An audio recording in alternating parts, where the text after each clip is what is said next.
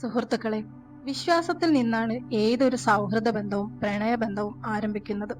എന്നാൽ പലപ്പോഴും ഈ ബന്ധങ്ങളിൽ ചതികളും ഉണ്ടാകാറുണ്ട്. ഇത്തരം ആളുകളെ നമുക്ക് എങ്ങനെ മനസ്സിലാക്കാം? ഒരു വ്യക്തിയെ വിശ്വസിക്കുന്നതിന് മുമ്പ് ചില കാര്യങ്ങൾ നിങ്ങൾ ശ്രദ്ധിക്കണമെന്ന് ചാണക്യൻ പറയുന്നു. ചാണക്യനീതി അനുസരിച്ച് ഒരു വ്യക്തിയെ വിശ്വസിക്കുന്നതിന് മുൻപ് അയാൾക്ക് ത്യാഗബോധം ഉണ്ടോ ഇല്ലയോ എന്നത് പരിശോധിക്കുക. അതായത് മറ്റുള്ളവർക്ക് വേണ്ടി ത്യാഗം ചെയ്യാൻ സന്നദ്ധനാണോ എന്ന് നോക്കണം. കാരണം മറ്റുള്ളവരുടെ സന്തോഷത്തിൽ ശ്രദ്ധിക്കുന്ന വ്യക്തികളെ നിങ്ങൾക്ക് കണ്ണടച്ച് വിശ്വസിക്കാമെന്ന് ചാണക്യൻ അഭിപ്രായപ്പെടുന്നു. സൽക്കർമ്മങ്ങൾ ചെയ്യുന്നവരും ചീത്ത പ്രവൃത്തി ചെയ്യുന്നവരും നമുക്ക് ചുറ്റും ധാരാളമുണ്ട്. അതുകൊണ്ട് അത്യാഗ്രഹമോ നുണയോ പോലുള്ള സ്വഭാവമുള്ളവരെ വിശ്വസിക്കരുത്.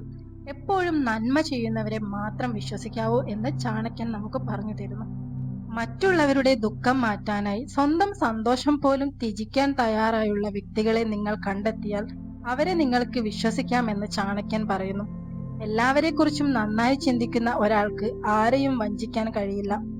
തെറ്റായ കാര്യങ്ങൾ ചെയ്യുകയും തെറ്റായ മാർഗങ്ങളിലൂടെ പണം സമ്പാദിക്കുകയും ചെയ്യുന്ന ആളുകളിൽ നിന്ന് അകലം പാലിക്കുക. നല്ല രീതിയിൽ ജീവിക്കുകയും നല്ല പാതയിലൂടെ പണം സമ്പാദിക്കുന്നവരെയും മാത്രമേ വിശ്വസിക്കാവൂ എന്ന് ചാണക്യൻ പറയുന്നു. ആവശ്യമുള്ളപ്പോൾ ഉപകാരപ്പെടുന്നവനാണ് ഒരു ഉത്തമ സുഹൃത്തെന്ന് ചാണക്യൻ പറഞ്ഞു തരുന്നു. മോശം സമയത്തും ഒരു ഉത്തമ സുഹൃത്ത് നിങ്ങളെ പിന്തുണയ്ക്കും. എന്നാൽ മിത്രമായി പെരുമാറുന്ന ശത്രുവിനോട് നിങ്ങൾ അബദ്ധവശാൽ പോലും സഹായം തേടരുത്. ക്ഷാമകാലത്ത് സഹായിക്കുന്നവനാണ് യഥാർത്ഥ സുഹൃത്ത്. ഒരു വ്യക്തിക്ക് എന്തെങ്കിലും ഗുരുതരമായ രോഗമുണ്ടെങ്കിൽ ആ സമയത്തും നിങ്ങളെ സഹായിക്കുന്ന ആളുകളെ നിങ്ങൾക്ക് യഥാർത്ഥ സുഹൃത്തുക്കളായി കണക്കാക്കാമെന്നും ചാണക്യൻ പറയുന്നു. കൂടുതൽ അറിവുകൾക്കുമായി ചാനൽ സബ്സ്ക്രൈബ് ചെയ്യാൻ മറക്കരുത്.